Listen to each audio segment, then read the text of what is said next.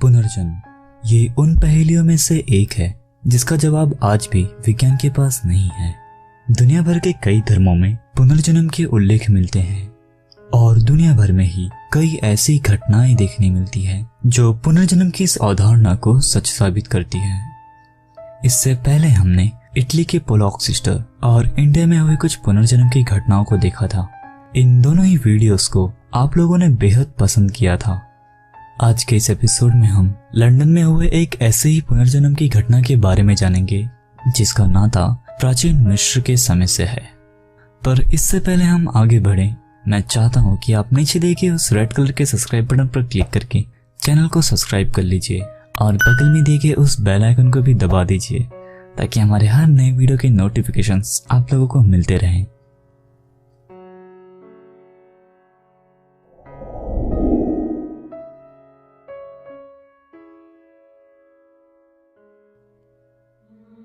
इस पूरे घटना की शुरुआत होती है साल 1904 में, जब लंदन के एक परिवार में एक बच्ची का जन्म होता है जिसका नाम डॉरोथी ईडी रखा जाता है।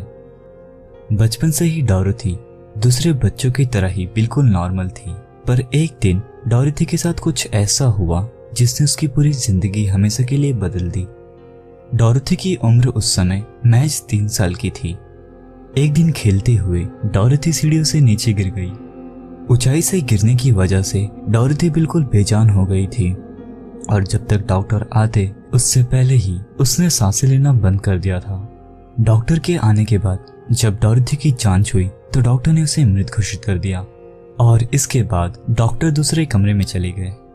कुछ देर बाद जब सभी लोग कमरे में वापस आए तो वे सभी हैरान रह गए। डॉरोथी अपने मौत से उठकर पलंग पर बैठी हुई थी और उसके चेहरे पर एक मुस्कान थी। ये देखकर डॉक्टर बेहद हैरान हुए और उन्होंने डॉरोथी को एक बार चेक किया, पर डॉरोथी बिल्कुल ठीक और स्वस्थ थी। इस हादसे के बाद से ही डॉरोथी के व्यवहार में बेहद अजीब तरह के परिवर्तन दिखाई देने लगे थे। वो अक्सर किसी चीज से डरकर घर के टेबल और फर्नीचरों के नीचे छुप जाती। वो हमेशा अपने माता पिता से उसे उसके असली घर ले जाने की जिद करती और कई बार डॉरोथी कुछ ऐसे शब्दों का प्रयोग करती जिसे उसके माता पिता कभी समझ ही नहीं पाते। समय के साथ ही डॉरोथी का ये व्यवहार दिन ब दिन बढ़ता गया, जिसके चलते उसे कई बार उसके स्कूल से भी निकाल दिया गया था। इसी तरह से कई साल बीत गए और एक दिन डॉरोथी अपने माता पिता के साथ लंदन में मौजूद ब्रिटिश म्यूजियम घूमने गई। वहां थोड़ी देर तक घूमने के बाद जब डॉरोथी म्यूजियम के मिस्र के संग्रहालय में पहुंची तो अचानक से वो खुशी से पागल हो गई। डॉरोथी चारों तरफ भागते हुए वहां रखे मिस्र के मूर्तियों के पैरों को चूमने लगी और वहां रखे एक मम्मी को देखते ही उसने रोना शुरू कर दिया और अपने माता पिता से कहने लगी कि ये उसके अपने लोग ही हैं और वो उन्हें वापस देखकर बेहद खुश है। उसी संग्रहालय में डॉरोथी को एक बड़े से मंदिर की पेंटिंग दिखाई दी, जिसे कुछ समय तक डॉरोथी बेहद हैरानी से देखती रही और फिर वो चिल्लाते हुए अपने माता पिता से कहने लगी कि यही उसका असली घर है और वो हमेशा वहीं जाने की जिद करती थी। पर उसने बड़ी मासूमियत से अपने माता पिता से एक सवाल पूछा कि इस मंदिर के आसपास के बगीचे कहाँ गए और बगीचे में मौजूद ही एक विशालकाय पेड़ कहाँ गया। डॉरोथी ये बात नहीं जानती थी कि जिस समय की वो बात कर रही थी उस समय का सब कुछ सिवाय उस मंदिर के समय के साथ ही रेत में दफन हो चुका था। जिस मंदिर की तस्वीर को डॉरोथी अपना घर बता रही थी वो मंदिर एबिडोस में मौजूद सेटी प्रथम का मंदिर था, जिसे प्राचीन मिस्र के समय में वहां के लोगों द्वारा बनाया गया था। सेटी प्रथम इजिप्ट के महान फेरो रैमसेस के पिता थे।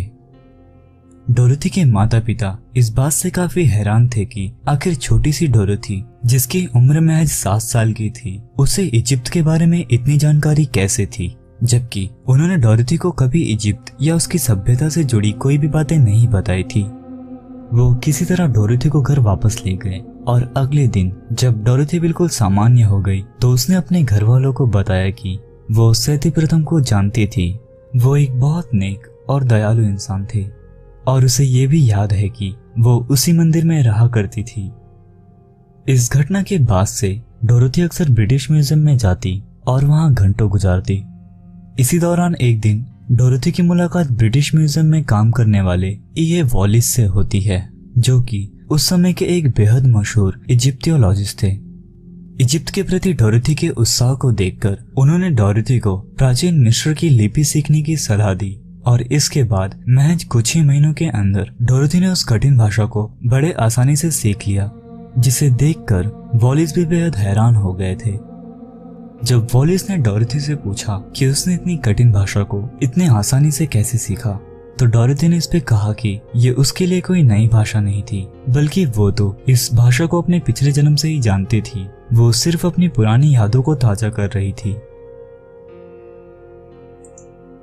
इसके बाद कई सालों तक डोरोथी प्राचीन मिस्र से जुड़ी जानकारियों के बारे में अध्ययन करती रही और साल 1939 में उसने एमन अब्देल नाम के एक इजिप्टियन आदमी से शादी कर ली। शादी के बाद डोरोथी अपने पति के साथ इजिप्ट चली गई। इस शादी के बाद डोरोथी ने एक बेटे को जन्म दिया, जिसका नाम उसने सेटी रखा और इसके बाद से ही इजिप्ट में उसे ओम सेटी के नाम से जाना जाने लगा। इजिप्टियन भाषा में ओम का मतलब माँ होता है और इसी तरह ओम सेटी का मतलब सेटी की माँ। इजिप्ट आने के बाद से ही डोरोथी को अक्सर एक अदृश्य परछाई दिखाई देती थी और इसी दौरान उसे अपने शरीर से बाहर होने का अनुभव होता था। इजिप्ट में रहते हुए डोरोथी की जिंदगी में अब असल बदलाव आने शुरू हो गए थे। शुरुआत के दिनों में अक्सर डोरोथी रात के समय नींद में चलती और डर कर चिल्लाती हुई अपने नींद से उठ जाती।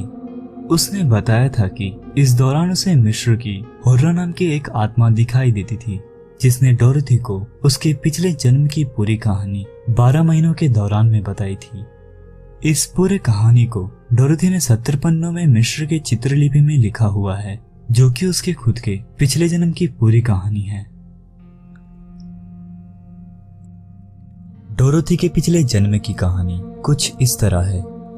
पिछले जन्म में उसका नाम बेंत्रशित था, जिसका जन्म मिस्र में 1290 से 1279 ईसा पूर्व में हुआ था। उसकी मां सब्जियां बेचती थी और उसके पिता सेती प्रथम की सेना में सिपाही थे। जब बेंत्रशित 3 साल की थी तो उसकी मां का देहांत हो गया और उसके पिता जब बेंत्रशित का पालन पोषण करने में असमर्थ हुए तो उन्होंने बेंत्रशित को कौम एल सुल्तान के मंदिर में रहने के लिए छोड़ दिया, जहां रहकर बेंत्रशित ने पुजारी बनने की शिक्षा प्राप्त की। जब वह 12 साल की हुई तो मंदिर के मुख्य पुजारी ने उससे पूछा कि क्या वो बाहरी दुनिया में जाकर अपनी एक नई जिंदगी की शुरुआत करना चाहती है या फिर सारी उम्र कुंवारी रहकर मंदिर में पुजारी बनने का प्रण लेना चाहेगी।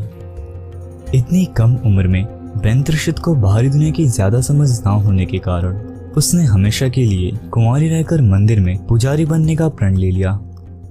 कुछ सालों बाद एक समारोह के दौरान सेटी प्रथम इस मंदिर में आए और इसी दौरान उनकी मुलाकात बेंत्रशित से हुई। धीरे धीरे उनका मिलना जुलना शुरू हुआ और उनमें प्रेम हो गया और इसी प्रेम के चलते बेंत्रशित गर्भवती हो गई। जब बेंत्रशित ने ये बात मंदिर के मुख्य पुजारी को बताई तो उन्होंने बेंत्रशित से कहा कि आजीवन कुंवारी रहने के उसके अपने प्रण को तोड़ने के लिए उस पर कड़ी कार्यवाही की जाएगी, जिसमें उसे सिर्फ और सिर्फ मौत की सजा मिलेगी। बेंत्रशित इन सभी चीजों का सामना नहीं करना चाहती थी और वो नहीं चाहती थी कि उसकी वजह से सेटी प्रथम की इज्जत पर कोई सवाल खड़ा हो, और इन्हीं सब चीजों के बारे में सोचते हुए उसने आत्महत्या कर ली और इसी तरह उसके पिछले जीवन का अंत हुआ। डोरोथी का वर्तमान जीवन इस घटना से काफी प्रभावित हो चुका था। उसके अक्सर रातों में चिल्लाकर उठने, नींद में चलने और इजिप्टियन भाषा में बड़बड़ाने की वजह से उसके पति और बाकी घर वाले अब उससे काफी घबराने और परेशान रहने लगे थे और इन्हीं सब वजहों के चलते डोरोथी की शादी टूट गई और अब वो अपने पति से अलग रहने लगी। अपने तलाक के बाद डोरोथी ने बहुत से काम किए। कुछ सालों बाद डोरोथी इजिप्ट के आर्कियोलॉजिकल डिपार्टमेंट में काम करने लगी, जहां उसने सेलिम हसन और अहमद फाखरी के साथ काम किया था। ये दोनों ही उस समय के बेहद मशहूर इजिप्टियन आर्कियोलॉजिस्ट थे। डोरोथी से जुड़ी कई ऐसी बातें थी जो लोगों को बेहद हैरान करती थी। उसने अपने पिछले जन्म की यादों के जरिए बहुत से शोध कार्यों को सफल बनाने में मदद की थी। डोरोथी के प्राचीन मिस्र की चित्रलिपि को पढ़ने, उन्हें समझने और उनका अनुवाद करने की क्षमता इस क्षेत्र में किसी भी विद्वान व्यक्ति से कहीं गुना ज्यादा थी, जिसके जरिए उसने उस समय के आर्कियोलॉजिकल डिपार्टमेंट की काफी मदद की थी। और इस क्षेत्र में काम कर रहे सभी लोग डोरोथी के इस क्षमता को देखकर हैरान रह जाते। उस समय तक डोरोथी के पुनर्जन्म की ये बातें पूरे इजिप्ट में काफी प्रसिद्ध हो गई थी, जिसके चलते कई बार लोगों ने उसके सच्चाई की परीक्षा भी ली। एक बार डोरोथी जब एबिडोस के मंदिर गई थी तो वहां के एंटिक डिपार्टमेंट के चीफ इंस्पेक्टर ने उसकी परीक्षा लेने के लिए उसे अंधेरे मंदिर के एक खास हिस्से में खड़े रहने के लिए कहा, जहां दीवार पर एक खास तरह की पेंटिंग मौजूद है, और उसे पहचानने के लिए कहा। डोरोथी ने बेहद आसानी से उस काम को पूरा कर दिया। वो ठीक उसी जगह पर जाकर खड़ी हो गई जहां वो पेंटिंग मौजूद थी, और उसने अंधेरे में ही उस पेंटिंग को पहचान लिया।